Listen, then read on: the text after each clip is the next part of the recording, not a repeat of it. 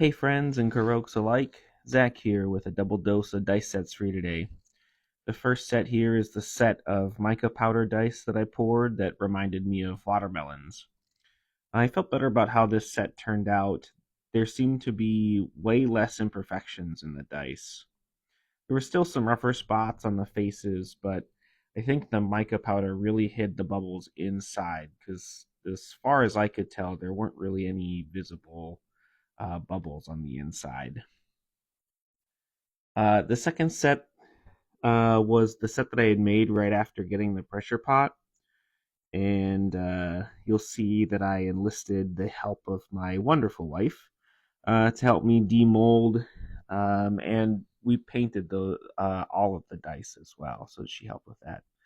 We ended up popping in some '90s nostalgia CDs and her boombox from high school that she found, and we jammed out. So it was a lot of fun. Um, I did learn some things with the second set, though. First, I learned that too much alcohol ink can definitely result in uncured or not fully cured dice.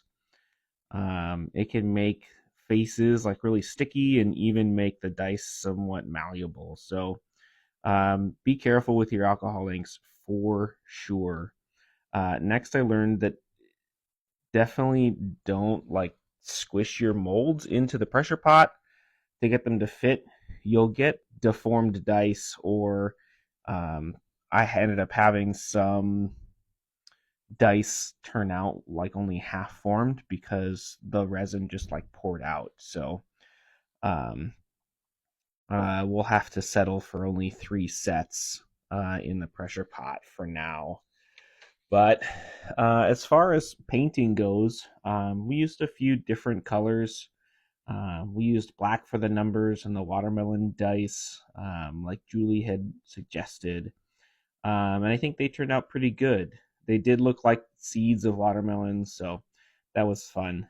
Um, then we used white for probably most of the dice. White seems to just be a solid choice to use. I did also use a gunmetal and a silver on the sets as well. The gunmetal turned out to be kind of dark, so it was okay. But the silver turned out really cool. The dice that I put in the pressure pot were really clear, so the silver really shined off of that set and was pretty fun. If you guys have any suggestions for dice for me to make next, just go ahead and throw them out in the comments, and we'll see if I can make them.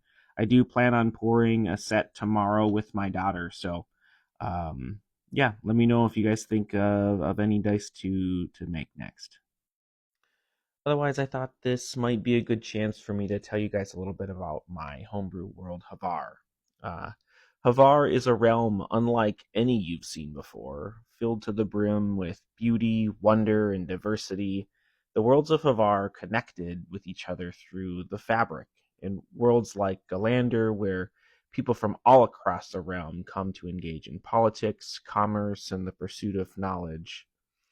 Or worlds like Adonia, home of the Fae, where its people and creatures love the land and a trick or two.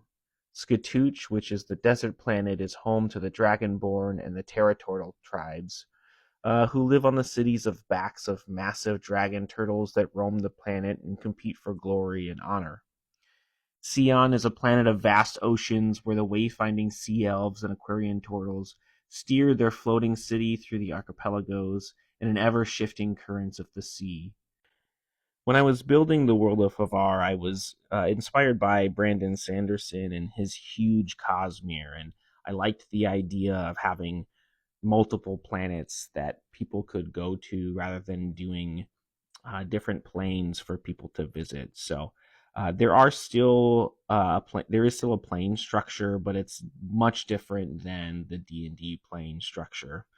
I also really wanted to include diversity in Havar. I never liked the idea of having D&D races be kind of ethnically or racially coded. So, yeah, that was kind of some of the big driving points for my homebrew world.